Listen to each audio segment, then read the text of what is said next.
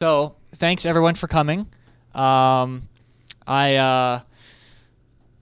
love this topic, and I love speaking to people. So I get to double dip a little bit here tonight, and I wanted to discuss Austrian economics, not just because I'm sort of social science nerd and studied it and the whole thing, and many of you probably are, as libertarians. We tend to be in that direction. But even if you're not, it's still a super important topic to know something about, because it is a central, crucial pillar to understanding libertarian thought and libertarian structure just in general. So there's a lot of different aspects to libertarian thought, but the Austrian school, in my opinion, is a major part of that whole picture. So it's important to have a passing familiarity with it. And I'll do my best to keep this to an introduction, to keep this to the 100, 200 level. I might desire to jump into the 300 or 400 level. I'll try to hold them back. If you have questions about that type of stuff, you can either meet me in the back. I'll be probably hanging with Funk, wherever he is. Or just save questions for the end. I'll do my best, but I deliberately want to avoid getting into little rabbit holes, because I can pick anything in here to do that. So let's just get started. Will this work? Haha, it will. Great. Okay, so first thing is, I won't do that. First thing is, just to give a bit of a history of the Austrian school, just to sort of place it in context and its thoughts and ideas and where it is in the world and all that sort of thing. So on the left, we have the founder of the school, Karl Menger. And Karl Menger was Austrian, and he was an economist, so we're off to a good start. And he was writing, and he was teaching in the 1860s, 1870s, 1880s in Austria. And he is actually the pioneer, you could say the founder of a scientific revolution in economics in general. It's called the marginalist revolution. So prior to Menger in 1870, classical economists, everyone before him, had various theories of value, various theories of why things sold for whatever prices. Cost of production dictates it, labor dictates it, things like that.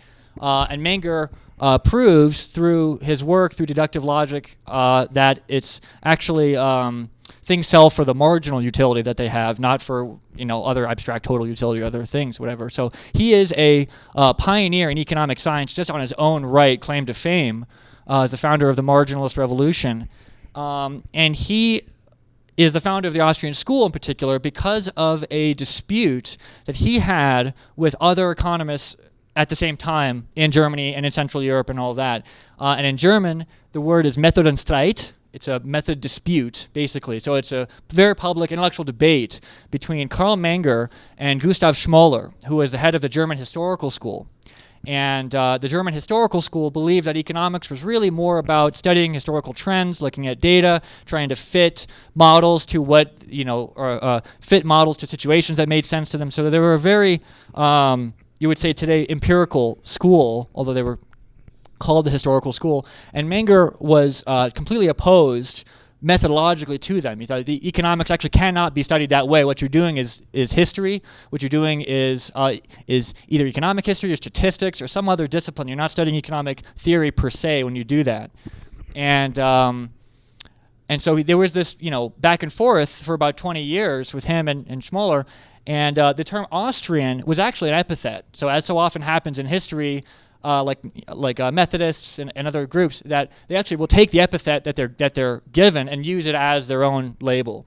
And so Schmoller described Menger as this Austrian economist, in sort of a condescending way to distance themselves, but that also created a very specific label for a genesis of thinkers in a very specific tradition that I'm going to get into. So Menger was a genius and visionary and founder of this school. He had two main students, and so this is sort of the second generation, what I would say. Second main students, you have Eugen von Bombawerk at the top and Friedrich Wieser at the bottom. And they were also both Austrians and also both economists, so it continues. It's a good lineage.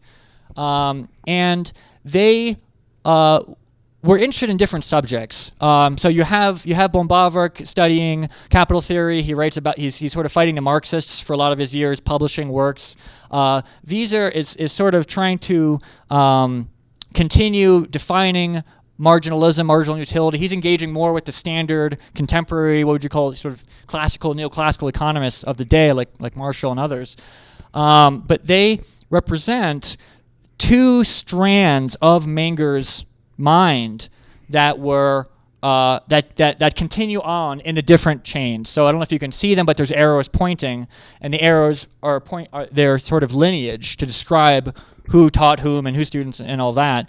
And so from von Bavarik, you have von Mises in the third generation, and von Mises is, in my opinion, the greatest Austrian economist to have lived, and deserves his family's crest, which was the first image on the first we saw, as a sort of emblematic, and you see it at the Mises Institute, and you see this whole thing. So extremely important person in this tradition, and he was a student of von Bavarik, studying in the late 19th century, and then right underneath Mises you have Friedrich von Hayek, who is a student of Wieser and a student of Mises at different times. And so you have this sort of younger colleague student relationship between Hayek and Mises. And I think, in my opinion, the most interesting aspects of the Austrian school come between Hayek and Mises and their descendants. So continuing down, of course, you have Mises' students, and he had many, and this is like a drop in the ocean. There were dozens and dozens of students, well-regarded economists in their own right. I could not fit on here.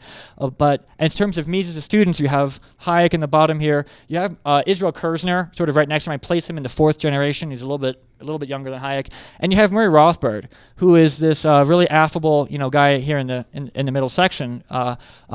Very funny, from what I've been told. And then from Rothbard, you have Hans Hoppe, who wasn't literally a student, but is his protege essentially, and then you have others, and so on and so forth, and it continues.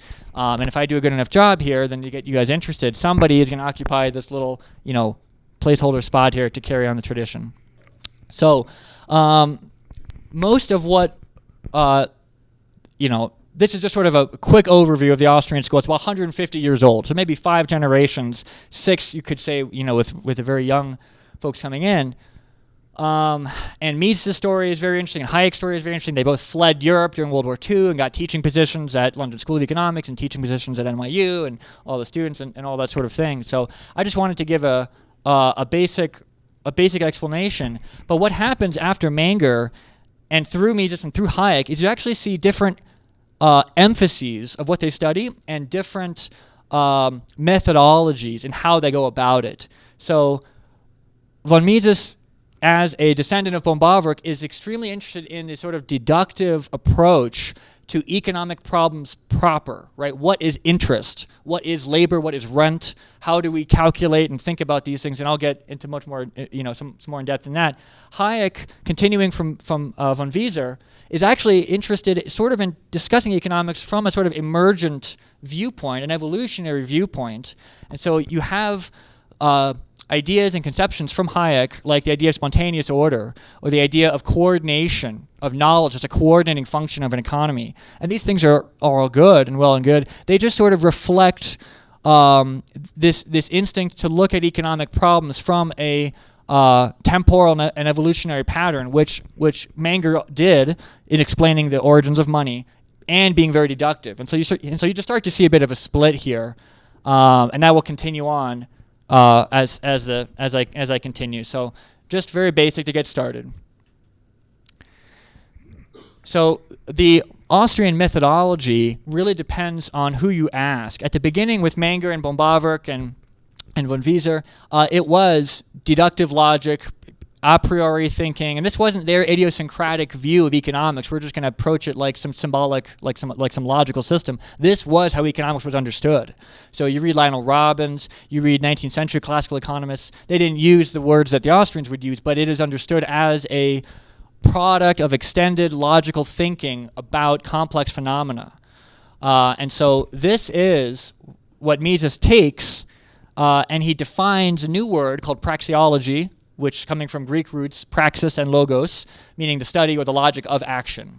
And so this is what economists had been doing for 200 years. Nobody had termed it that way, and they weren't as clear about it as Mises. What you get from Hayek and from the students in the Hayekian tradition, and I just sort of put their two photos here like little, angry siblings having an argument, because that's sort of what is happening now in the current Austrian world and in the past generation or two is that you have students descended from von Mises that are very interested in enhancing the logical rigor of the economic science as he had created it, and in some other domains. So like Hoppe will take it into ethics, and Rothbard takes it into government and some other areas. But Hayek and Hayek's students and the sort of thought patterns that continue after that tend to be more interested in looking at different types of economic theories, and maybe this applies here, and maybe this applies here, and we really need to look at the situation. So there's aspects of Hayek's economics that are good, but other times not so good. Looking at his work discussing the Great Depression, he sort of came off more as a Chicago school economist, more in the line of sort of Milton Friedman, talking about, well, we had deflation and the Fed didn't add enough money, and so we had this big thing, and this was, and so you start to see rifts in the Austrian school between is economic theory data-driven, empirical-driven, that we sort of apply the situations to and sort of blur the edges a bit, or is it purely logical, purely theory-driven, symbolic logic, and sort of all the way down, syllogistic reasoning all the way down. And so, in my view, there is sort of an ongoing new method on Streit in the Austrian school generally. And I tend to fall more in the Misesian camp in terms of how I view the economic science. Although certainly I'm a great admirer of Hayek and many of his students and proteges and all that. So let's see, what is the next slide? I don't remember. Oh, that's right. So getting more into Mises and the Misesian side of the Austrian school, explaining a bit more about praxeology. And so I found this meme from Reason. I think Nick Gillespie posted it sort of just randomly, and it's actually perfect because this is exactly his view about everyone else studying economics, right? That everyone else is trying to study, trade and inflation and labor and various economic activities, but they don't realize that economics is actually about human action. It actually goes down to the extremely basic, granular element of an axiom that Mises articulates as the action axiom, which is simply that man acts. And this is a given in the system. And when I can go deeper in some of the philosophy, Mises was a Kantian, and so he sort of justifies this axiom with this sort of way of like, well, you can't deny that man acts because that denial is itself an action. And so you're inescapably caught into a sort of contradiction if you try to deny it. And so he takes this as the basic, and then from there he derives the next levels and distills and derives further and further down. So from the action axiom, the idea that man expresses purposeful behavior, from that he's able to deduce categories of action, right? The idea of means and ends, right? When you take an action, you are necessarily using some kind of means to attain some kind of end. Right? It's impossible to imagine an action toward nothing in particular. There is no such thing. It's always toward some vision, some idea. And so that implies, so there's various things, right? So when you take an action, you are making a choice, right? I'm choosing this line of activity versus another line of activity. And I choose this because I reckon that it's a better deal for me than other things considered, whatever. But that in choice implies setting aside, right? I choose one and I must set aside the other. And so the fact that I'm making a choice implies cost. It implies opportunity cost. It implies that I'm going to get some value. I hope to get a profit out of my action. So all these basic logical categories, Mises pulls out of this initial premise, this initial axiom, and then from the categories, he actually derives the elementary laws of economics. And I found this really fascinating when I read Mises to get into the actual nuts and bolts of the thinking here, is that the laws of supply and demand, the laws of return, laws of utility, all of these different types of economic laws, these are not postulates. These are not contingent assumptions based on some model. These are inescapably and logically necessary deductions from the fact of choice, cost, value, profit. These things exist from the fact that man acts. So, perhaps I should have done it the other way, but everything underneath relies on everything above, right? And so, in a logically coherent way. So from the elementary laws of economics, Mises is able to derive economic activity itself. So looking at trade, specialization, division of labor, looking at money, banking, looking at time and interest. These are complex economic activities, but they are themselves conglomerates of and compositions of actions guided and determined and guided by various laws of economics. And so you can have a airtight and watertight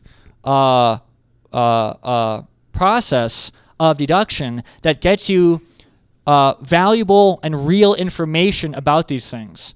And the final element that Mises gets to, which is why this is important to libertarianism. This is not just some heterodox economic school from Austria in 1870, whatever. The fact that it's relevant to us is the fact that using praxeology and using the way that he understands economics, you can actually derive the consequences of government intervention in a market.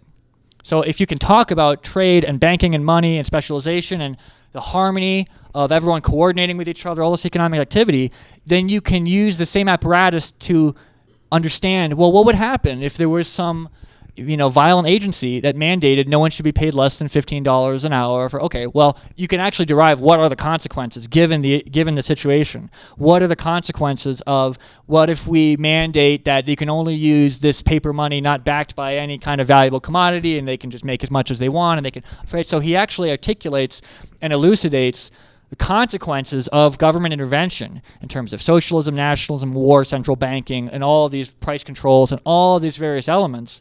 And he comes out of that as a classic liberal.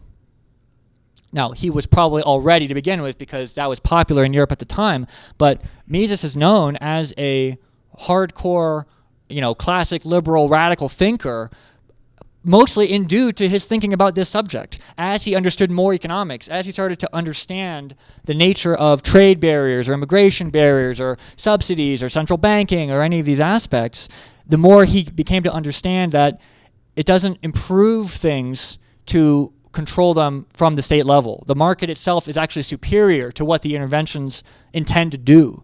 And so this was actually kind of a very funny part reading Mises and reading Human Action when he talks about the futility of intervention. It's not futility from his standpoint. It's not like, oh, I think people should be free, and that's my romantic philosophical notion, and so you're frustrating my notion of whatever. From their own perspective, from the planners and public policymakers' own perspective, it's worse. And he proves this, and he sort of argues it. And so I think he's trying to appeal to politicians or bureaucrats that are sort of noble and trying to think they're helping people, that they're not just monsters, but if they're trying to help people and you realize, well, you're actually not helping people by mandating such and such things or wartime controls or whatever. If you relax them, then things might still be bad because you're in war or whatever, but it won't be as bad if you did this. So it was very interesting to read about the sort of futility of any kind of intervention that you can place on the market compared to what how the market itself coordinates and harmonizes. Now, so Mises was not himself an anarchist. He was a product of his times, classic liberal, sort of limited government type thinker. And so it took his student Murray Rothbard and other students to extend his thinking into the sort of ideas of statelessness and the ideas of more modern, political notions. But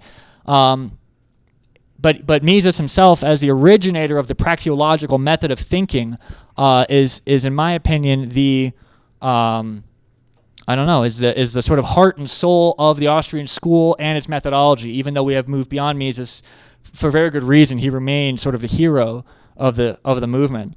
And so you see 6 here as a bunch of question marks, and that to me is just a reminder because nowadays there are people interested in using praxeology to explore various different subjects. So Mises created this sort of major logical discipline and then looked at economics. But in many places he says, well, economics is really just like what we spend our time on. It's really just, you could go elsewhere with it. And so there's other thinkers that approach theory of games, theory of war, theory of voting, all different types of cooperative and adversarial situations from a praxeological lens.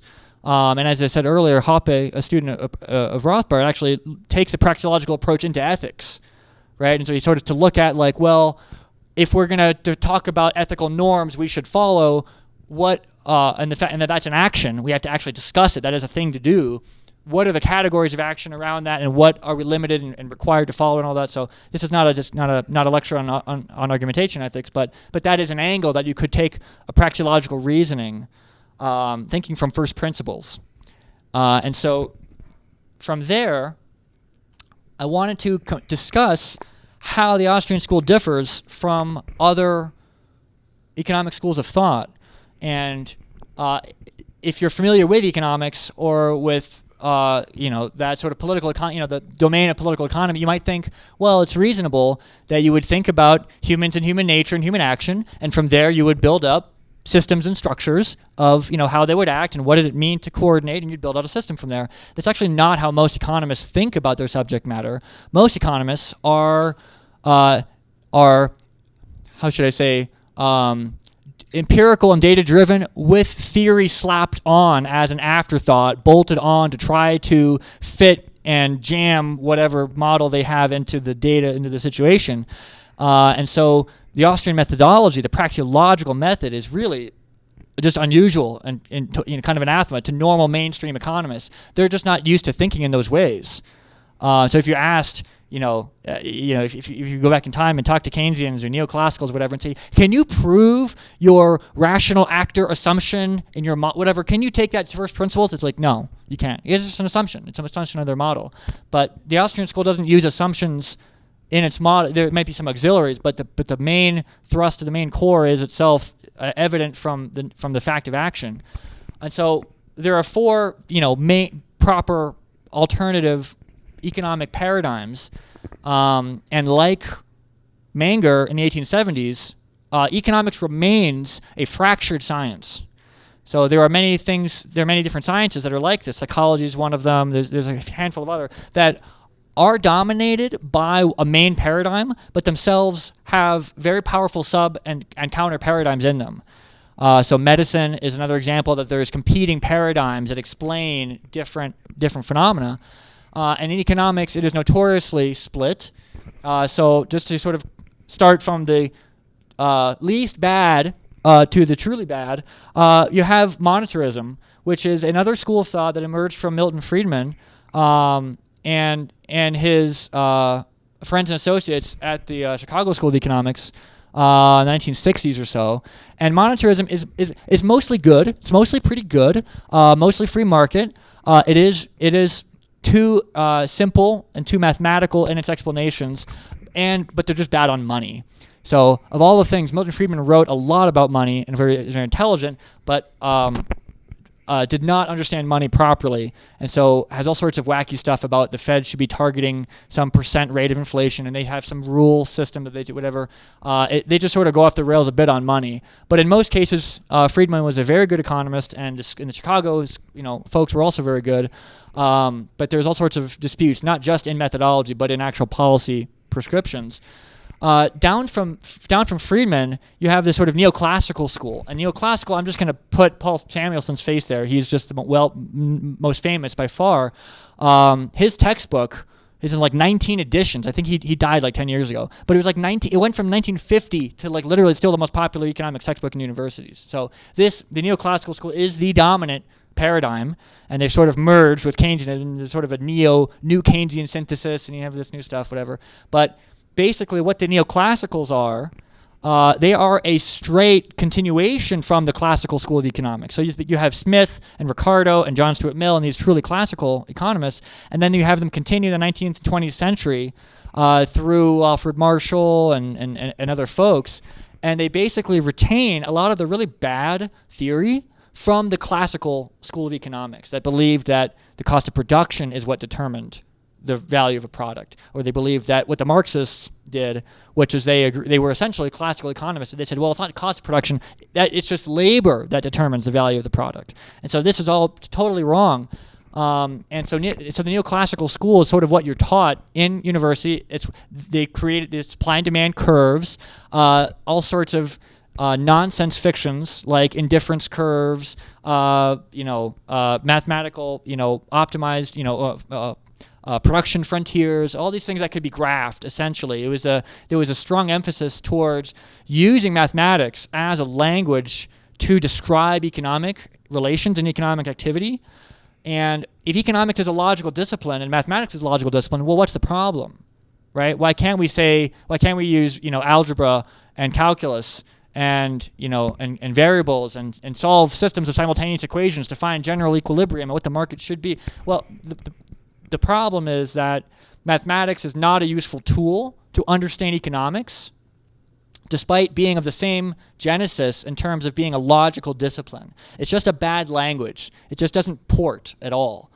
And so economics, to me, is actually closer to something like geometry than mathematics, because in geometry, you are proving a situation. You're proving that angles are equal to each other in some way. You're proving line segments are of such and such length. And the nature of the formal proof is very similar to how Mises and the Austrians think about formally proving laws of economics.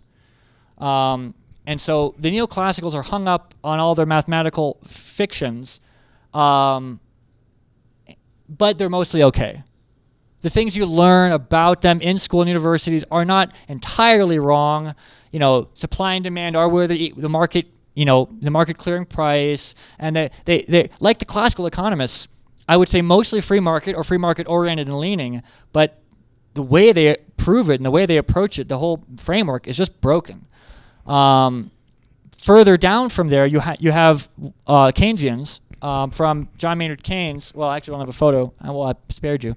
But the Keynesian school emerged with John Maynard Keynes in the, you know, I guess the 20s and 30s, and really took off.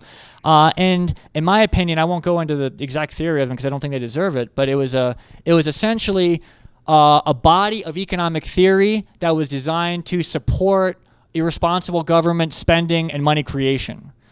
And so you can think of Keynesianism as a sort of court economics, right? You know, if you've heard the term court intellectual, right? These court intellectuals are just there to support and prop up whatever regime and systems. And I'm sure they didn't see themselves that way, and I'm sure Keynes did not, and I'm sure, you know, perhaps Paul Krugman does not, although maybe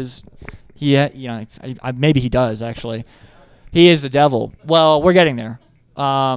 But mostly bad on nearly everything, especially on money. Keynes' liquidity preference, his theory of interest is particularly bad, but really especially on anything else that they talk about. So I've had many fruitless, futile arguments with Keynesian economists, and it gets to the point where we just don't agree on the same things. Like what I'm talking about is savings, they don't call savings. So we just don't even have the terms mapped together to have any kind of argument. And so they're just completely out to lunch.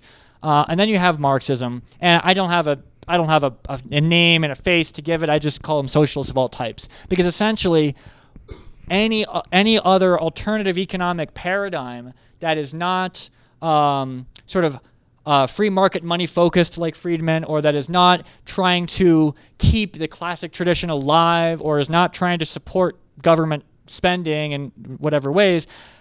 The only alternative left is all sorts of weird socialist leftist theories on who should get what and why, and you know, if it's some syndicalist arrangement, if it's some expropriative, some socialist arrangement, if it's actual top-down communist central planning. I just sort of lump them all in as a sort of Marxist socialist paradigm, and there's way too many, you know, issues to unpack, but essentially the root of the socialist view of economic processes is that it's not governed by harmonizing trade between people that leads to better outcomes. It's adversarial, that if I win, you must have lost. And if the people keep winning, they're going to get all the wins, and the people that keep losing are going to have nothing. And so we're going to have a revolution. We have to equalize it somehow.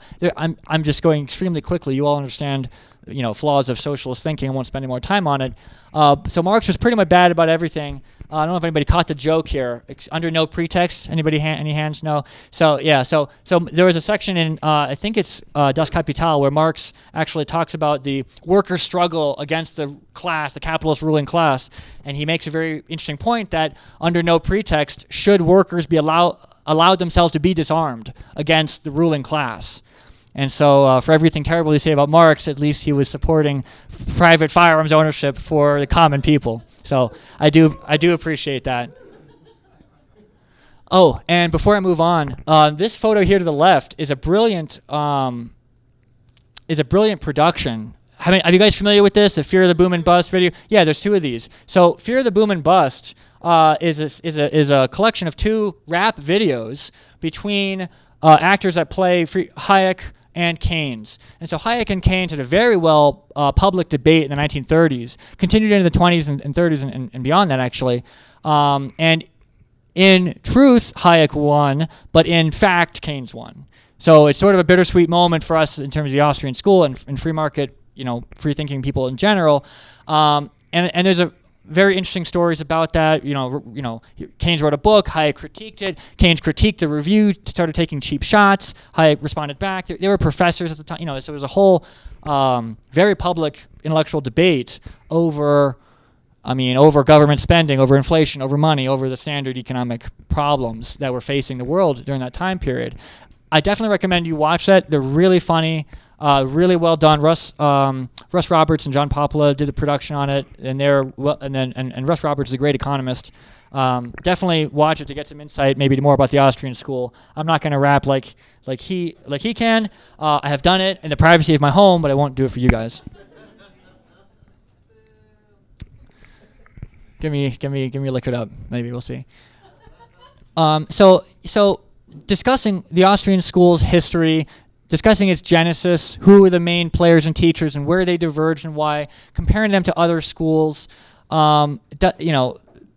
this sort of places them in some kind of idea space. But I wanted to give real anchors to what are major Austrian contributions to economic science. What are the standout elements?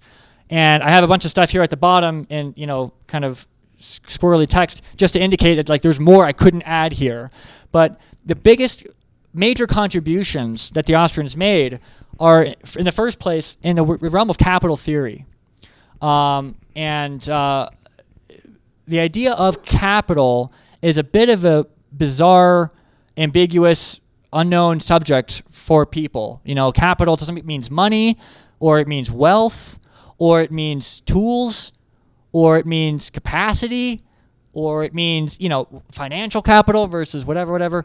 And in the standard neoclassical interpretation of capital, they haven't got a fucking clue, because to them it's just a homogeneous good. It's just widgets, or it's just a letter in an algebraic equation that defines, well, here's the consumption minus here's the capital minus whatever. They treat it like how they treat the firm, as just some black box. We're just going to call capital, and it has some wealth-generating multiplicative effect, but we don't really know. The Austrians, starting with von Bauwerk, really did a very good job at trying to define what is capital. And capital is easier to think of in terms of capital goods, specific things. So a pencil sharpener is a capital good, but so is a nuclear reactor. That's also a capital good. So capital is the sense that makes you more productive in the future. And so you can think of, human capital, and, you can sort of play with it a bit. But what von Bauwerk and what Hayek did a great job extending was the idea that you can talk about different types of capital goods in stages. And the stages relate to how close they are to your consumption. Right? So that's what the sort of horizontal line there, I don't know if you can see, indicates. It's a production time. So you could think of mining picks as capital goods, because it's way easier to get ore out of the ground than with your hands, right? So that's improving your productivity, capital good. And then from there you have, refinery facilities to turn the ore into some, useful, I'm just thinking like iron ingots, I guess, but thinking like 1,000 years old now. So, you turn the materials into more and more finished products, and then eventually you have, in this instance, a shopping cart. And the shopping cart is actually what gets you the food, and the food is what you eat. So there's a proximity between different types of capital goods to how close they are to your consumption. And that's an important point. That means that capital has a temporal element. There are late stage and early stage capital goods that differ in their cost, that differ in their attractiveness, that differ in their substitutability for all sorts of things, right? So clay and bricks are capital goods, but they're very substitutable, right? You can take clay and bricks or from steel, whatever, from some project that didn't go, put it somewhere else with almost, no problem. But, something like a particle accelerator is not a substitutable good. You can't do anything else with a particle accelerator except smash particles together. I guess you could sit on it and walk around it. It's large. You probably couldn't. But but there's a point of substitutability that is important in the Austrian school. And that means that capital isn't homogeneous. It's heterogeneous. There's as many different types of capital as there are actual specific capital goods, around us. This microphone is itself a capital good that's enabling you to consume the dulcet and melodic tones of my voice better than if I had to speak, more loudly on my own. So this notion of capital theory from the Austrian standpoint was very important. This, and I will credit Hayek and von Bavarick with beginning and extending a lot of that. And Hayek wrote a book called Pure Theory of Capital, which is impossible to read. And it was so difficult and so dense, it was so unbelievably convoluted, he actually gave up on economics afterwards. So he wrote it in the probably 1940, and he was going to write a second. There was supposed to be a second companion to Pure Theory of Capital. It didn't exist. It never came out. And from that point on, Hayek actually spent more time in law, philosophy, social sciences, and in linguistics, other dimensions. He actually sort of gave up on economics. And so Hayek lived until he was like 92 years old. He lived until like 1992. But only for the first 30 or 40 years of his life did he really do any economics proper. So latter Hayek, he's a different person to me. He's dead. He's dead to me. The second major Austrian contribution comes from Menger and von Mises. Really, I mean, they all weave in some ways, but the idea of monetary theory, of really looking at money as something special that doesn't seem to be a consumer's good, because you don't eat it, you don't wear it down by consuming it, it doesn't go away, right? But it's not really a producer's good. It's not really a capital good either, because it doesn't enhance your ability to do productive things. It's just a good that we all trade to facilitate all these other types of things. So there was a lot of confusion over, well, what category is money? What is it? Whatever. And so Menger and von Mises really do a wonderful job of proving that money as such is just a specific label we give to certain assets and commodities that become very saleable. And so going all the way back to Menger's Principles of Economics, he talks about saleability as what defines money, the most saleable good in society, that which you can give away to somebody else in trade without losing out on the deal, right? I can trade you my house for your shirt, but I'm going to lose a lot in that trade, right? So there's a lot of things that are not very exchangeable or not saleable in this sense. And so whatever is the best at that just becomes the commonly accepted saleable unit, and that just becomes money. And what's really cool is that when that happens, everything gets priced in terms of that, right? If bananas are the money, then everything is defined in terms of how many bananas it trades. Okay, you pay me 7, it takes me 10 to buy. Okay, I can have a profit if I do this, whatever. And so we have sort of the emergence of accounting and monetary and unit accounting when you have a money emerge. And then from accounting, you have calculation.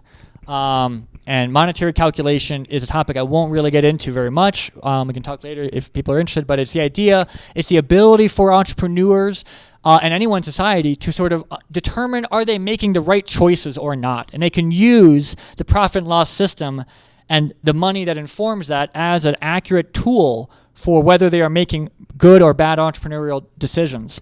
And you can't do that in society with barter. You can't do that in society with fractured money and different goods. You can't do that in places where money is banned, like in prisons or anything like that. So it's only in market economies where you really get that value. And so Mises spends quite a bit of his time discussing money and then discussing also interest. And so interest is a very very fascinating component because interest is also one of those topics that eludes understanding of modern mainstream economists and historical economists. They think of interest as the price of money, or they think of interest as the price somehow related to the productivity of the capital you're going to buy when you borrow that money, and so they sort of equilibrate in some way.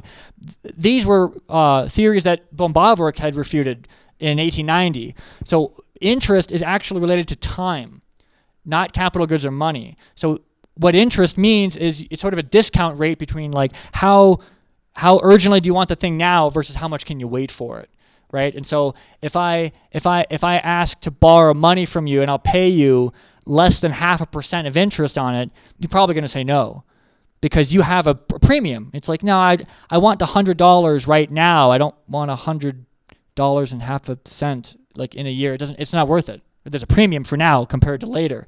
And so this premium of now compared to later is what allowed Mises to think about people coordinating across time. You could think of like the very impatient people and the very prudent people. And people that are very prudent, they have a long time preference. Say, hey man, I don't need to, I have money and I have security. Sure, I'll lend it out to you. Come back in 10 years and pay it back and I'll earn a nice return, whatever. The people that have very high time preference, what is referred to as being very impatient. Oops, thank you.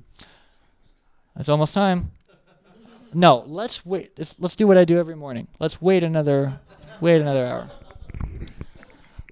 hour. And so there is this phenomenon of time preference, right? What is your personal subjective, your own personal rate at which you value things in the future, right? So if I give you $100 right now, how much less is $100 in a week to you compared to that? How much less is $100 in a month to you compared to that? How much less, right? So you can sort of go out and think of your own, time preference schedule, I guess, in that way. And so when people trade along the different time preferences, just like they trade on all sorts of other things they have, what emerges is a market interest rate, because these things are arbitrage. And this is probably more time than I should be spending on it, but essentially Mises realized that interest was a phenomenon of time preference, and we use money to account and define it. And so he actually was able to combine money and interest in a really coherent and powerful way where both of those had been treated as like weird, anomalies bolted onto theories after the fact. Mises was able to really intelligently combine them in a book called Theory of Money and Credit. I think he was like 24 when he wrote it. So Mises and Hayek and Rothbard, these folks were geniuses in their field. And what happens when you combine these two, when you combine Hayekian capital theory, the idea of a structure of production, the idea of capital existing at different stages in a production process, and when you combine Misesian monetary and interest theory, you get a combination. Oh, it didn't show well enough. Damn it. This is supposed to be, the font was supposed to be twice as big, and there was twice as many exclamation points. So it was a good addition. Yeah. What you get is business cycle theory. And this is, in my opinion, the crowning achievement, logical and intellectual achievement of the Austrian school, was in their explanation for the cyclical patterns of exuberance and depression that hit market economies. And there are other factors that enter into it. So, of course, there is a sort of creative destruction element that Schumpeter talks about. Of course, there's a sort of debt deflation element that Irving Fisher discusses. There's various reasons why depressions emerge, but there is a unique Austrian account for the Great Depression and for what we saw in the housing boom recently. And so there's various places where the Austrian theory applies very well. And what the story essentially is if you watch the boom and bust video, then you'd have a more colorful explanation for it. But it's essentially a binge and hangover type theory. And this is a very simple way of putting it. This is not what it deserves. But it is a theory that explains that when the government messes with the interest rates and sets them too low to spur investment, to make funds easier to loan out to investors and entrepreneurs, they do that by printing money or borrowing, but it's through monetary medium that they will depress the interest rate. When the interest rates are falsified, then the projects that entrepreneurs embark upon don't align with real consumer preferences anymore. So in the normal world where there's no government intervention and central banking and all that, people would save money to various degrees. Right, I'd save a little bit, or I'd save a lot, or I'm saving this for this future, or I'm saving it for the short term. People have savings plans across horizons, and that savings, usually they're not hoarded. They're put into banks or lending institutions, and those institutions lend the money out, and they lend it out at an interest rate, and that interest rate actually calibrates the expectations of the consumers regarding what they are saving for and when they expect and when they expend to spend it, and the plans of the entrepreneurs in providing those things, right? So you're saving for a house, that might take you a long time to save for a house, unless you're crypto rich, right? But even then, it took longer than it should have. I'm just kidding. It may take you a long time to save for a house. Well, in the same way, it takes a long time to build a house. So imagine in some primitive situation where you met with a house builder and say, okay, in 5 years, let's agree we'll have a house here, and at that time I'll have all the money I need to pay you, and you'll have all the house built, and we'll meet and we'll coordinate exactly correctly. And that's essentially what happens, intermediated through lending institutions, as the interest rate is allowed to do its job of coordinating different time preferences across the market. When the government falsifies this by flooding with cheap currency, by trying to promote investment to spur GDP, these other weird fictions they have, what happens is that the interest rate cannot reliably coordinate savers with businesses and entrepreneurs anymore. So if the rates are lowered, entrepreneurs are getting a crazy steal. I can borrow money at 1%. Why wouldn't it take as much as I can possibly leverage myself? And we're going to spend all this on really long-term projects because it's the long-term projects that are very sensitive to changes in the interest rate. So we start all these very long-term projects, which would all be great if consumers had actually saved that in preparation, but they haven't. They've been their own way. And if the interest rates are actually lowered, they're discouraged from saving. Why would you save money if you only get 1%? So the consumers are spending more than they should have, and not saving enough, and the businesses are spending and borrowing way more than they should be to build projects that will never be completed. They will never actually bear fruit and be profitable for them in the long run. And so you have what's described as intertemporal miscoordination. You have miscoordination through the capital structure, through the expectations, through the money, and so all these elements play together. And what you have is an explanation called the Austrian trade cycle, the Austrian business cycle theory, that basically when the government falsifies the interest rates, it spurs this huge boom. And investment projects and GDP, everything gets juiced. And actually consumption gets juiced too. So the whole thing looks really good. The problem is that in order to maintain the lower falsified rate, the government and the banks have to print a lot more money. Because it's not just a shot in the arm, right? Otherwise the interest rate would bounce back up to its normal rate.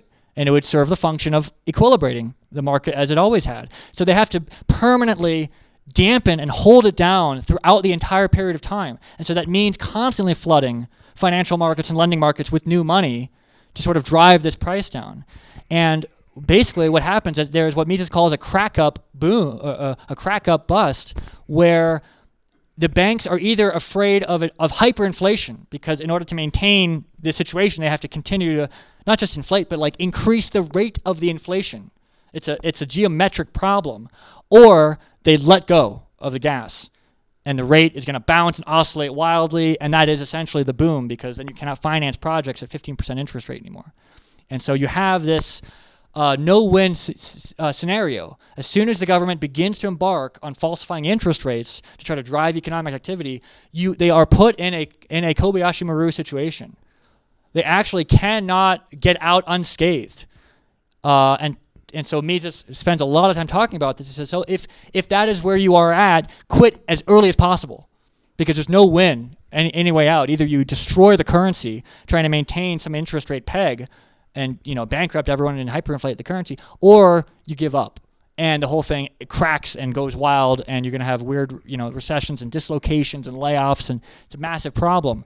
And so what governments have done following the sort of Keynesian remedy, because this is also a major part that Keynes talks about, is that, hey, did you know that if you print a lot of money and put it into lending channels, you actually get a reduced interest rate? And it means you can have more investment. What a great idea. Let's do that. You should do that. So governments have been doing this for 100 years, probably even before Keynes, but they've been doing this. And then the boom, there's a bust that happens. So, oh shit. Well, this is terrible. We can't go to war. We're already in war, or we can't, whatever. Let's just do more. Let's just the patient is dying. He needs more heroin. And so you have this doubling down effect over and over again for decades, for generations.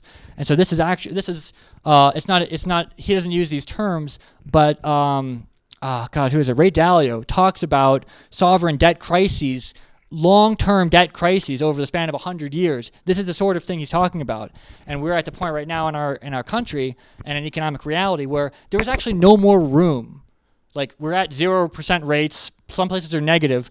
The government cannot run any faster to throw a bunch of money into the markets. And so we're actually sort of at the like near physical limits of their ability to keep the patient alive with repeated injections. Ordinarily, you know, it would boom and bust and dislocate, and things would equilibrate and you'd be back to normal. But because that's not popular, you know, governments continue to embark on this, expansionary credit policy, stimulus policy, whatever. So this tends to happen. And so you have this phenomenon happening over and over in advanced, developed, westernized nations that are following Keynesian policy prescriptions. And it was a genius part of the Austrian school to be able to identify the factors, the causal links in the chain, and to identify and say, here it is, it's the money creation. This is the problem. It's not entrepreneurs have bad expectations. It's not the consumer animal spirits. Consumers just don't want to buy things anymore. It's not whatever weird ad hoc, explanations. It's at the artificial money creation. And so these are the major Austrian contributions, in my opinion. There's more of them. Mises spends 20 years logically refuting the socialism, that it could be efficient, in an episode called The Socialist Calculation Debate, which is really good. Theory of imputation and the money regression theorem are also valuable additions from Mises, talking about where do factors get their pricing from. But these three really form the sort of crown jewel of the school, in my opinion. That said, there are current arguments in the Austrian school. There are disagreements. And a lot of this comes from the split I described earlier that really follows from the branching from von Mises and von Hayek about their approaches to economics, what they're interested in studying, and the way that and sort of method that they use for it. And so a current argument, current contentious controversy in the Austrian school is about banking, right? And so you have adherents on one side that are insistent that bank notes must be 100% one-to-one redeemable with some kind of commodity money, right? A full reserve standard, a gold standard type of thing. If there's anything less than that, it's fraud, right? Because you're giving me a receipt that doesn't relate to anything. There's no referent to the receipt, so it must be a fraudulent thing. And they have their sort of economic theories of how institutions like that operate. So you have, on the one hand, full reserve system and commodity money, which is supported, let's say, by Rothbard, Hoppe, Hulsmann, Murphy, Salerno. So they sort of form little groups, right? It's like Rothbard and his students, sort of. And you have an alternative view of banking in the Austrian school that advocates for fractional reserve banks, but in a freely competitive economic, in a competitive market economy. So the banks themselves don't need to hold 100% of the reserves. They can hold some fraction of them. And the reason that won't get out of hand is that there's other banks that are going to attack their solvency by taking up all the banknotes and trying to get gold for them, right? So attacks, the lower fraction reserve you hold, the more vulnerable you are to solvency attacks, basically. And so they argue that, well, in a competitive market economy, you would have a very small amount of, you'd have something like 90% reserve or 95%, some high amount. It wouldn't be 100%, but the system of banks trying to put each other out of business by basically launching solvency attacks on other banks would keep the mischief to a minimum. And it's not just an argument over is something preferable or better, or in the case of the full reserve system, De Soto and Hulsmann and other folks in that tradition are also sort of bringing the ethics into it, right? They sort of say, well, it's not just that, it wouldn't work very well, but ethically it's wrong for you to create more banknotes than what you have in the vaults. And somebody, you don't know who holds it's like the Willy Wonka, it's like the ticket, but it's a ticket made of shit. It's like nobody knows who's holding the money that's not going to get redeemed for an asset. One of us. So it's sort of an extended musical chairs a little bit, and so they sort of bring in an ethical argument, saying, well, this is fraudulent, this is against their contract, this is a violation of the non-aggression principle, all this and all that. And I don't think that's necessarily true, but there are actual economic differences, and so there are folks like Selgin and White and Larry Seacrest and Horowitz that argue that if you insist on 100% reserve money for a banking system, which is essentially just paper receipts for gold, you could think of it that way, that doesn't accommodate very well changes in the price level and other sort of microeconomic phenomena that need to happen. And so you can have what they call disequilibrium.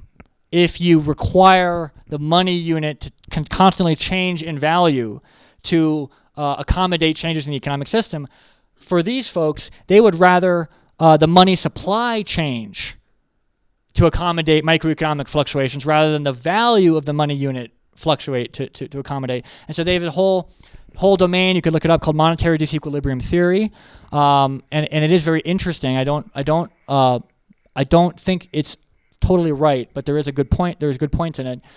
That is a current controversy yet to be resolved unanimously in any direction. Second controversy is a political controversy, and of course, as you know, there are differences among many of us about the nature of the state, about the nature of government, right? Is government useful, useless, necessary, harmful, evil, something in between? Where is it, right? And so von Mises, despite being a radical classic liberal and quite, in favor of secession, in favor of all sorts of very tight, radical, individualist phenomena, still believed that the state, as an agency, was somehow required for the market to even work at all, right? That there needed to be something to set the rules of the game for the trading to happen, and for the contracts to happen, and for the specialization and all that. And if you don't, you're reduced to a sort of Hobbesian war of all against all, and that whole view. And so he wanted to reduce the scope of the state to as far as what he felt was necessary. But there's a very telling line when you read, I think it's in Liberalism, where he talks about, he's like, people call me an enemy of the state, but I'm not an enemy of the state any more than I am an enemy of sulfuric acid, because I don't believe it's useful for drinking or washing your hands with, right? So I don't think the state should manage railroads. I don't think the state should manage hotels and should subsidize whatever. But I'm not an enemy of that tool just because it's not useful in 100 circumstances. It's useful in this one circumstance, which is governance. And so that thought, and not just that, the whole current of classic liberal tradition Mises was in, of course, continues. So Hayek was a classic liberal. You have students of Hayek, students of Mises like Israel Kirzner and Roger Garrison. Classic liberals generally that resonate more with that attitude tend to be more oriented towards that there needs to be a minimal state, and ideally it would be some kind of representative system. I mean, you could have an absolute enlightened monarchy that is a limited state, but outside of Prince Hans Adam of Liechtenstein, I don't think anybody is qualified for that. But so from this sort of limited state perspective, it's ideally some kind of participatory government system that does absolutely no more than necessary, and as soon as it does, then it's overstepped, and we as citizens are responsible for putting it back and for reclaiming to the market processes the things that it should have. And on the other side of this, you have those who promote what I would call private property society, essentially, that the functions of government that are so necessary, that are critical, right? You need agencies or an organization to adjudicate disputes, to enforce contracts, to prevent physical violence. Right? You need security and protection and courts and justice, and these things are all unbelievably valuable, and we wouldn't have civilization without them. The Austrian school economists and adherents, Rothbard and Hoppe and the students and their contemporaries, argue that those functions themselves can actually be dispersed and distributed among competing agencies. And so you don't actually need to create something that's sort of carved in clay tablets, as an eternal entity called the state to do these things. You can dissolve them and let emergent associations figure it out. And of course, that is happening to some degree, right? The state's losing power in some ways. Markets take over. It also happens the other way. And I'm sure all of us have opinions on this because it's a very interesting subject. I would say it's still a split controversy in this view of school. There is no unanimity there. And the last interesting, argument or controversy that I thought was worthwhile to bring up is the question of crypto, because you have a tradition of thinking about money from Menger and Bombaverick and Mises all the way forward that is that sort of gives a historical evolutionary account of money, not just sort of the logical structure of what money must be, but like, oh, okay, it emerged from barter, and people realize like, oh, if I barter, like people want salt more than they want my homemade arts and crafts. Okay, so the salt is more saleable, and I'm going to give you the salt so that you can get the thing, and it emerges as specific goods instantiated in history somewhere through a pattern from not money, right? So money emerges from not money, and it sort of regresses all the way down, but it's not circular in a certain way. And so it's a very good argument for Mises, not perfectly historically accurate necessarily, but economically it is very good. And so you have Austrian economists that actually don't see Bitcoin or cryptocurrency as satisfying those conditions. They say, well, look, this is some kind of intangible, digital entity, object, to call it object is sort of already to like define it as a thing, but they're just digital numbers or tokens, and where were these traded, or what is the use value of such things? They have no use value. They are pure numeraires, pure digital abstractions of some kind of way. So how could it even take off from the sort of Misesian standpoint, right? What is the original bootstrapping that someone would be like, oh, well, you won't take my old cow? Well, I have these digital numeraires. Would you like to trade for my digital abstracted money? That never happened. So for a lot of Austrian economists, particularly older Austrian economists, and I will say the majority of them, I think that Bitcoin and cryptocurrency is very interesting, but is some kind of weird space that shouldn't exist and can't exist. And so you have people like Peter Schiff that will look at these at cryptocurrency and say, well, it can't be money because it doesn't satisfy these logically necessary conditions for money to emerge, and so therefore it must be a hoax or a con, or it must be some kind of mania, or it must be Ponzi without any leaders, or whatever, right? And so they have to fit it somewhere in their idea space that's not money. But there is certainly a growing contingent of Austrian economists, especially that are of a younger generation, that recognize that Bitcoin does actually satisfy the regression theorem, that it does not violate any of the logically necessary components. It certainly took a different historical route, but is still logically valid, and therefore could be and or is legitimate money in its own right. And so you have this dispute,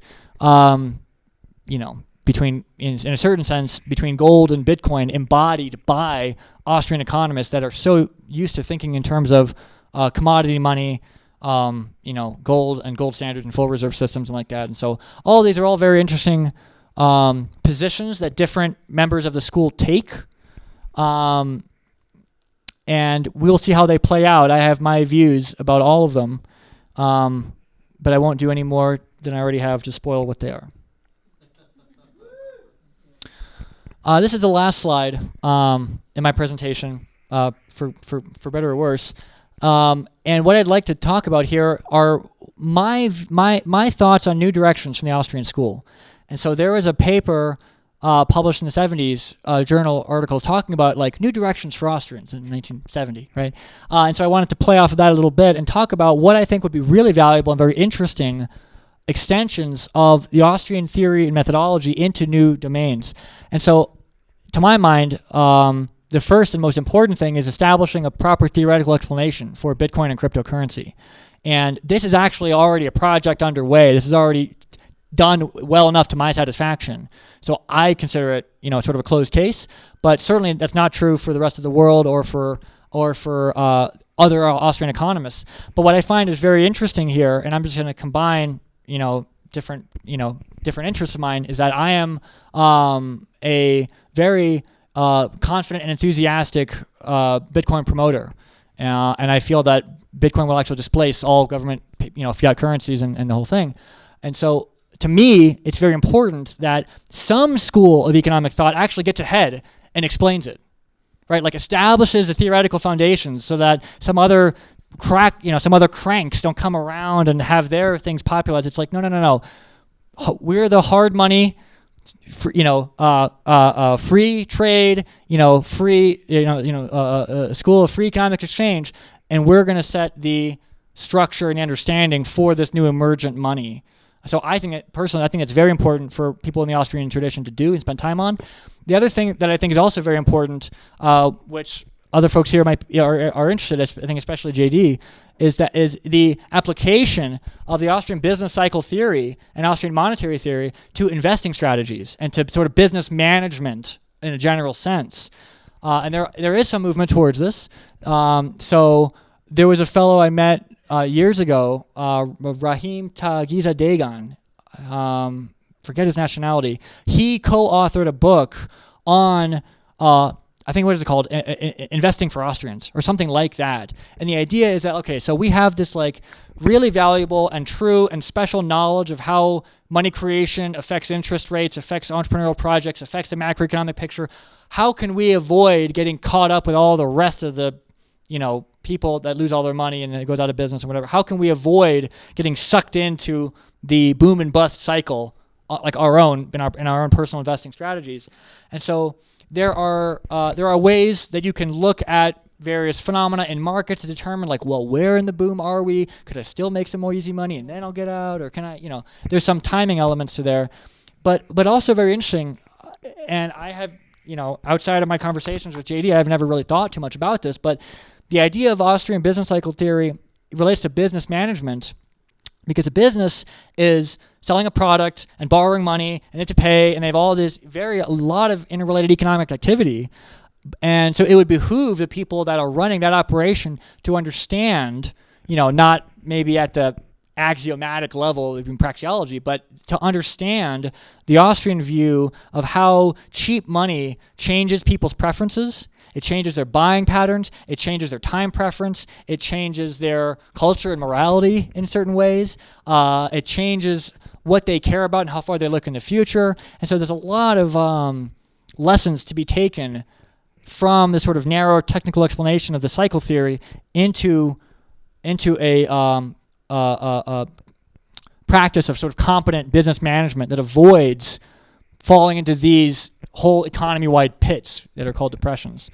And the next thing I'd be very interesting for Austrian economists to explore is continuing to research and elaborate entrepreneurial theory into new emerging market domains. So entrepreneurial theory, I gave it sort of a very quick mention in the back, but folks like Peter Klein and other economists in the Austrian tradition have spent their entire career studying the firm, studying the entrepreneur, studying the microeconomics, and studying the foundations of these things, and how, and Kerzner as well. There's a lot of research in competition and entrepreneurship in the Austrian school.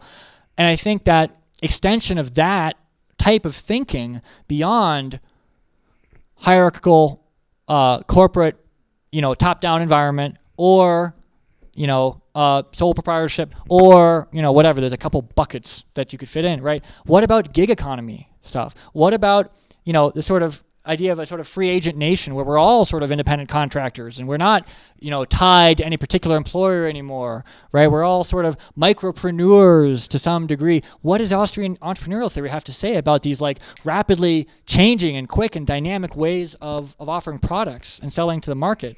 I think that's ripe for discovery. And then the last section I also think is very interesting, and also work has been done, is to extend praxeology as a way of thinking about action and interaction and society and norms and rules, extending that to new domains of law and jurisprudence.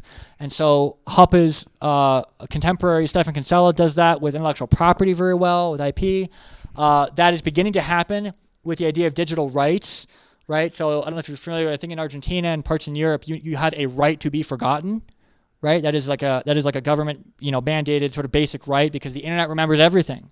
Right? And so what does it mean that the internet remembers everything? Well, do we want that? Or should we have some capacity to be able to be anonymous in a crowd again? Right? So there's a lot of new questions that emerge when we become an internet, constantly global, mobile world about how do we relate to each other? Right? This whole question of Bitcoins, to say, oh, well, I own 10 Bitcoin. Is that even possible? What does it mean to own a cryptographic asset? Because usually the only things we care about owning are things that you can take from me, right? So if I say I own this laptop, that is just another way of saying that if you take it against what we agreed to, that, I have a claim and we're all going to come after you to get it back. Well, but if you could never take it from me, and if you did somehow, I could never take it from you, then what the heck does ownership even mean? Right? It doesn't. It seems to dissolve into just control at that point. Right? So there's all of these questions. Can I own digital goods or just control them or whatever? These are very interesting questions that praxeology can lend a hand in. And then the idea of reputation markets, right? The idea of law and feedback systems and reward and punishment feedback systems as being instantiated in a tabulation of where you stand in the community, right? That is emerging online with forums and message boards and Reddit and all the karma and the points and all that sort of stuff is creeping toward reputation markets just, properly, right? And so the idea is that, I do something bad and, and bad might just be rude or it might be criminal or whatever, but bad, socially undesirable. But instead of having to, sit with someone and talk and have a judge and mediate and arbitrate and all, maybe all of you just dock me half a point for, whatever, in whatever system, whatever, that might actually affect the same function as like prohibiting me from wanting to take that action, right? Because maybe I need your support or I need to have some standing in the village to, whatever. And so there's a sense in which reputation markets, if they're well enough developed and robust and universalized and whatever, in a sense start to eat traditional law in ways that we don't understand what to do with it or how. I mean, we see the Orwellian shit in China, right? The social score and we see that, and we see it in Black Mirror and some of these. But what does it look like if it's done right? And what would it look like, and how could we design rules ahead of time to sort of maybe hope it turns out better than a Orwellian nightmare? And the last entry I have there is talking about smart contracts, which at this point is, well, I don't want to upset anybody in here. More science than fiction, in my view, although there is certainly an element of science to it, and there's certainly valid creations that exist today for it. But the idea of contracts themselves being executed automatically by code, that we don't need people to interpret contracts, so we don't need systems of humans to mediate. I've upset Josh. I'm sorry. That if we could do this automatically and have software execute for us in predetermined ways, then, well, I don't know how to follow that word then. Then what? Then does it obviate, does it obviate law? Does it obviate certain types of law? Does it, so there's a lot of questions that we would want Austrian school economists and Austrian school thinkers and praxeologists to think about new emerging areas that are coming into existence faster than you believe they are, right? What will, it's like thinking about interactions and social interactions and economic interactions. We're talking about humans, right? Well, what if you're interacting with an AI? What if you're buying and selling and trading with an artificial intelligence? Well, is that a person? Do they have rights? Do they, we start getting into some really difficult philosophical and legal questions that it would be very useful to explore from a praxeological standpoint. And as a praxeologist, I don't give a shit if I'm trading with an AI that it understands how to buy and sell and how to write a contract and whatever. That is an agent to me. That is a counterparty to me. I don't care if it doesn't have blood pumping fluid, whatever.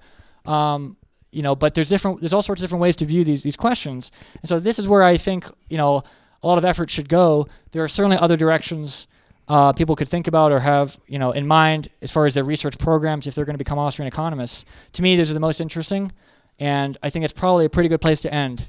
So I thank you very much for listening very attentively, and now I'll open up to any questions that you might have.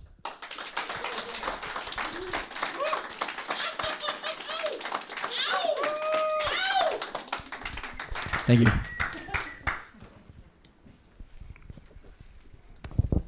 Hey, can you talk a little bit about how Austrian economists view patents? Oh, yeah, absolutely. Yeah, I could have put that as there as well as an argument, controversy. So the idea of intellectual property has a number of different domains. So there's trademark, there's copyright, there's patents. I'm forgetting one of them. I forget exactly, but the question of patents is an interesting question because a patent is a sort of guarantee, right, that only the inventor or the maker or in some cases simply the first to have gotten to the patent office, now has the right to create this product or create this tool or use this insight or use this discovery in commercially relevant ways. And patents were discussed by Mises and Hayek to some degree, by Rothbard to a little bit of a better degree. We don't start getting into the really strong analysis of that type of stuff until we get to, probably Rothbard and then Stephan Kinsella after him, I think really is like the standout thinker in that field. But patents themselves are grants of privilege from the state, right? And, whether you agree or not, that's just sort of legally what it is, right? I have a patent, which is to say I have a claim that the state will enforce that I'm the only one allowed to create and market and sell. Maybe you can make it on your own, but you can't sell it commercially without this paper, without this claim that I have. And from a sort of value-free standpoint that the Austrians think in terms of, the Austrians are classic liberals and, all that, but the actual economic analysis is value-free. All that you can say is that creating these titles, these grants of privilege to inventors is a form of protectionism, is that you are protecting the inventor from competition, right? And so what are the consequences of protecting a person or an industry from competition is that it makes them a monopolist, essentially. And so the monopolist, and you can deduce this all the way down the stack, like, through the Misesian praxeological, you can deduce it down that the the monopolist will end up charging more for the product than what would prevail in the market, and the quality will be lower than what would prevail outside of the protection. And so there may well be prudent reasons to grant those. There may well be necessary reasons, right? So I was always kind of bristled a little bit when I read Economics in One Lesson by Henry Hazlitt, which is a phenomenal work, which is the best introductory work to economics. And he has his little, he's like, well, here are all these terrible problems with wartime price controls and all this whatever, but if you're in war, sometimes you got to win the war, you're going to have to deal with this. So there may be some specific cases where patents could be beneficial for certain specific ends, but they're not any different than any other kind of focused protectionism, and they bring the same consequences of creating little local monopolies in whoever has that claim. And so it is a very interesting question. How would artists monetize their work, or how would creative people monetize their work if they weren't given this protection from the government that nobody else can do this but me at this time? And we can talk and explore what those business models might look like. From a bit of a different side. This isn't part of the Austrian school necessarily, but it's a libertarian question.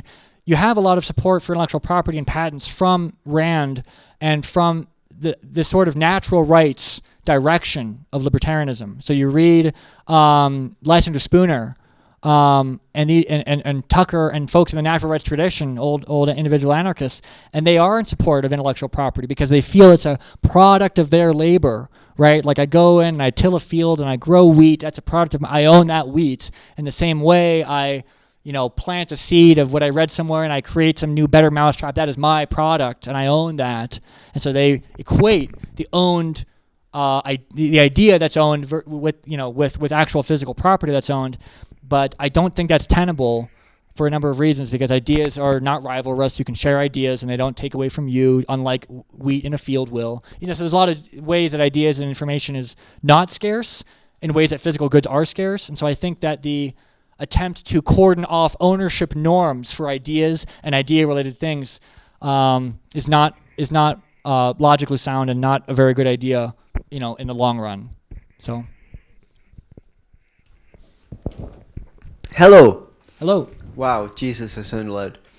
Okay, I don't want to softball you, but I'm going to give you a question that I don't actually believe in, but just to see your answer. Interesting. So supposing you got the opportunity to speak to a congressman, and he was like, okay, man, I see what you're saying, but we've actually prospered under fractional reserve banking for a long time. Sure.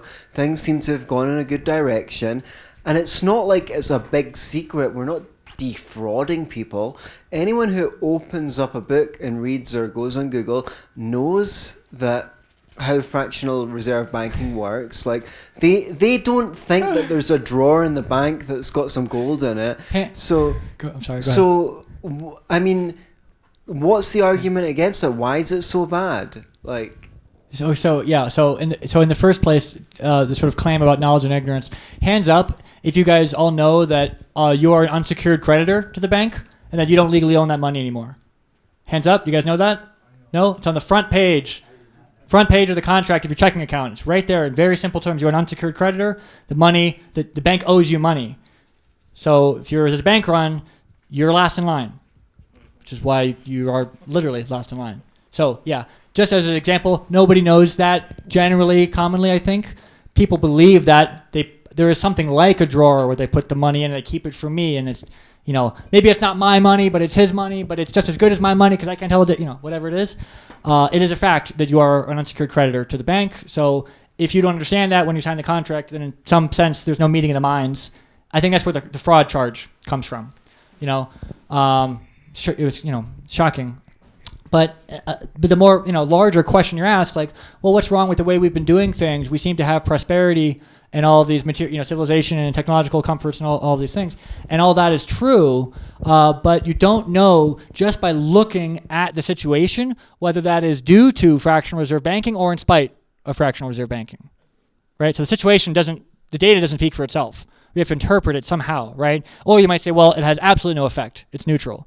Right? It's like the fact that everyone in our society wears corduroys. Look how prosperous we are. It's like, well, the corduroys don't have a damn thing to do with it, right? It could be that third option as well. Not likely. But the big problem with fractional reserve banking, in my view, is that it by changing, the fraud element out. Like, let's assume everyone knows and they're all fully informed. It's a whatever. I don't think that would make the best money. So if you had your choice in a free society between using a money that was, say, like a promissory note from a bank, like a bank note type of thing, but it had a 98% chance of redemption, and for the risk you take, right, for the sort of counterparty risk you're taking, you earn 0.25% of interest. Okay, would you take that deal, or would you use the money that was 100% guaranteed to be there because you have a legal receipt to it, like a warehouse receipt? You have a claim that you can go and they will have it immediately. In my view, normal people, rational economic actors, whatever, would gravitate toward the full reserve money. They wouldn't want to use they wouldn't want to use an unlikely lottery ticket as the most saleable good in society. Right, so it's sort of like in investing, people buy Apple or Google or they buy shares of an index fund, right? And there have been some interesting questions, online. I remember engaging with some people about like, well, why don't we just use shares of index funds as the money, right? If I have Vanguard Total Stock Market Index and I'm going to use one share of that, that is like literally a cross section of the entire market. Well, what could be more saleable than micro ownership of every company in America, right? Well, the problem is that that's not really the most saleable because the value of that asset depends on the performance of the whole thing, which is linked in various ways and complex, whatever. Way better to have the money be a bearer asset, to have it to be actually the valuable thing in its own self, rather than derived from things that are valuable in these ways. So, that's sort of my answer in terms of like. Practically, like, I think it would survive and flourish. And there's a whole Scottish tradition of free banking and, arguments that prove that it can work and does work, and that's fine. I just don't think that would, win out in the long run because people in their individual choices wouldn't. It's like I want to buy a parking spot. I don't want to buy a good chance of finding a parking spot, right? It's something like that, right? And so I don't think people would really go for the, fractional reserve money that paid you a little interest on it because there's just this default risk. I just couldn't stomach it. No chance. The other side of it is that I think that it does not help the coordinating function of money for the supply of money to be elastic. Way better that the value of the money is elastic than the supply. And there's a number of reasons for that that relate to driving incentives for saving when appropriate and spending when appropriate and all of that. And so there's this whole argument about, well, wages are sticky, certain things are sticky downwards, the money is not going to move down, so you have dislocations. You need to pump full of money to get rid of the dislocations. So there's all sorts of counter arguments and points there. But But yeah, I think that it is essentially, I think it is in current practice essentially fraudulent, the way people kind of think about their checking accounts. If they knew the reality and had options, I don't think they'd buy into it. And if they did, I think that it would be inferior to any money that somebody discovered that was like, oh, hey, perfect bearer asset, let's just use this instead. I think they would just move into that.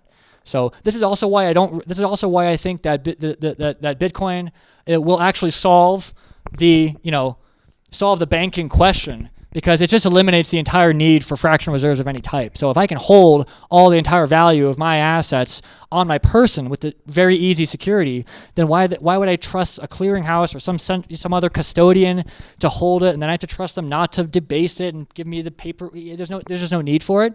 And so I think that successful hard money digital assets like Bitcoin just sort of obviate the whole problem. So that's my 4-part answer. You were talking earlier about intellectual property. Yes, sir. And how you think that it's monopolized by someone, basically, once it's invented. Sure, yeah. I'm a musician. Uh-huh. Where do you see the distinction changing between intellectual property and something that's a tangible asset? Is it once it's recorded, that recording is an actual commodity? Yeah, so it depends on the I was almost going to say physicality, but it's not actually the physicality. It depends on whether what you're talking about is rivalrous or not. And so what rivalrousness means in an economic setting is that if I'm using something, you can't also use it, right? So, the right side of my bed is rivalrous, right? If you're laying in it, I can't lay in it either. We're going to get real comfortable maybe, but I'm going to be somewhere in the middle or left. So we can't both occupy the same spot on, and all that. So this is what, also you could think of in terms of excludability, right? Can I exclude, if I have this thing, can I exclude other people from using it? And so if you can, then it makes sense to create norms around, well, who has a better claim to it, right? Because if either I could have it or you could have it, but we can't both have it, sort of a King Solomon, dilemma, then we got to figure out who has the better claim to the baby, right? Or, whatever else it is. With ideas, which includes theories, formulas, recipes, patterns, things like that, these are not, I'm sorry? I'm mostly talking about art, like music. Well, so art and songs. Yeah. Well, these are all ideas in the sense that they are intellectual products, right? But intellectual products like that are not rivalrous, right? So you can play a song and I can play it at the exact same time. And you don't I don't stop playing it when you start because you have it and I don't have it, right? So if we can all do it all at the same time, then my use of that intellectual product doesn't take from your use of that intellectual product. And if everyone in the whole world can do it all at once, it doesn't take from anybody else who's using it all at once simultaneously, right? So intellectual products like this fail the sort of criterion of rivalrousness. And because they're not rivalrous, it means that we don't need to develop norms for determining who gets to use it when. Because we can all use it all at the same time with no problem. And so the question of, well, okay, I get that, but then what does that mean in terms of my ability to derive income from the sale of these intellectual products? Well, it means that, it means a few things. But it means that your ability to do so, let's just say in the current world, if you are relying on patents and these types of things, is that your business model relies on this type of protection supporting your way of doing it. If you didn't have this grant, this form of protection, then you wouldn't be able to stop other people from playing your music. Right? You wouldn't be able to say, no, you can't, or even selling your music or something. So you would have to find other ways to turn your music into money for you. And that is through things that are scarce and rivalrous, like you yourself, right? So you being able to do live concerts and live performances, nobody else can offer that product, right? But like your song, in some abstract way, in some abstract sense, might be some platonic notion, but you play it differently than how I play it. And so I'm Mattheus, playing the song, and you're the real musician, real songwriter playing the song. It's a different experience, different product, different good, and you're going to get a lot more money for it than I will. And so there's ways of thinking through, and this is sort of what I was trying to get to, your earlier point of like, well, thinking through what the business model would look like. That's sort of an open question, and there's all sorts of variations, right? Some artists put all the stuff on BitTorrent and let people download when they release because they know that they're going to get merchandise sales after the fact, or people are going to come to their concerts or whatever. So there's all sorts of different strategies you can take if you're not able to legally prohibit other people from using those intellectual products. There still is a future for musicians. There still is a future for artists. There's still a future for all creative types. It's just not in the normal business model that we, have come to think, for people like you. So not a great answer because ultimately it's like, I don't know, we'll find out. But I guess I wanted to, I wanted to sort of unwind a bit my thinking about that problem and just to say it's not totally hopeless. So, yes, sir. So I have a comment and then a question. Would it be better to say that the neoclassical take an algebraic approach rather than a mathematical approach? Sure. Yeah. Okay. No. Anyways, I just see it as a subset, I guess. Okay. Fair enough. But we maybe not. But yeah. So my question is, do Austrians believe that the boom bust cycle is a natural phenomenon that monetary policy makes worse? Or do they believe that monetary policy creates boom bust cycles? Yeah, that it creates it. Okay. It creates it. So ordinarily, the interest rate harmonizes the structure of production from the sort of capital standpoint and the consumers' spending patterns and saving patterns. There's a harmonization so that what producers are making matches what consumers are willing to wait for, as expressed by their savings rate, which is calibrated by the interest into lending channel. So these things are normally calibrated and coordinated.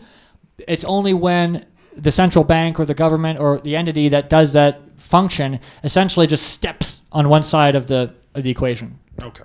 And then the whole thing just becomes gyrational and crazy and haywire. So not a natural function of markets.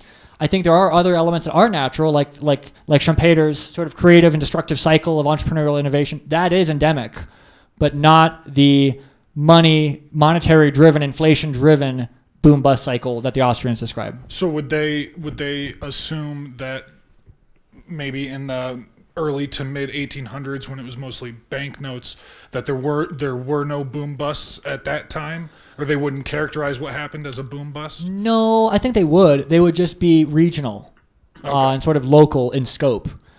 Because you had banks servicing regions and you had state laws preventing banks from being in other states, all sorts of whatever. So this sort of era of wildcat banking in the 19th century saw many depressions, many panics. But at the bottom of those, there was some form of intervention that was causing those depressions. Yeah, and it was the fact that these banks could operate on a fractional basis, and so they could essentially fiddle with the interest rate prevailing in their local economic community. And then, because banks were dependent on other banks, there's sort of a linking and a cascading effect. A lot of them would go out. Mm-hmm. But it's essentially the same type of problem that now we see on a national scale with a single central bank across the world and increasingly global, right? Because all the banks coordinate into the inflating the way they do. So, yeah, good question.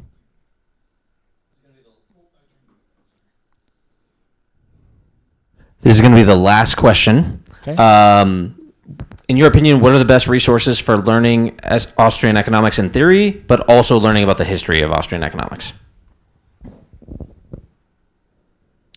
Well, good introductory resources are Henry Hazlitt. His book Economics in One Lesson is a classic. It's a brilliant book, about 200 pages, something very short, but a brilliant writer. He's a newspaperman. So he could write very well, and explains all various problems of rent control, price controls, war, all the various things from not exactly. Hey man, you guys, no one's helping me out here. Update your spyware, man. No one's, so that's a great introductory book. There are other introductory books that describe the Austrian tradition. So Bob Murphy has a book called Choice, which is a modern recreation and distillation of Mises' human action, which is good. To learn about the history of the Austrian school, outside of books, I think the Mises Institute does a fantastic job at articulating the theory, the point, the people, the sort of players. Let me think. I'm sure there's a lot more. Did you have something in mind? Do you have examples to jump off of, or? Not specifically. I was just mostly curious. What about Tom Wood's Liberty Classroom? He's got a few courses. Yep, that's great too. So podcasts as well. Tom Wood's Liberty Classroom I'm not as familiar with, but I assume that the teachings and the thinking there, the economic stuff there is, elementary, introductory economic thinking in the Austrian tradition, and then upwards. I tend to be more bookish. So. Are there any colleges that exclusively focus on Austrian economics? Yes, there are. So let's see. There is Universidad Francisco Marroquín that is in Guatemala. I don't know. It's a Latin nation. It could well be. There's Grove City College. There's Hillsdale College. There's a couple. I think it is Hillsdale that actually a lot of Mises' students literally went all together to teach, and so that tradition continues in a few different universities in America and here in the Western Hemisphere. I don't think you can get a master's program or a PhD in Austrian economics, but the economics you learn will be specifically oriented in that tradition. So, yeah. All right, that's our talk. Give it up for Mattheus.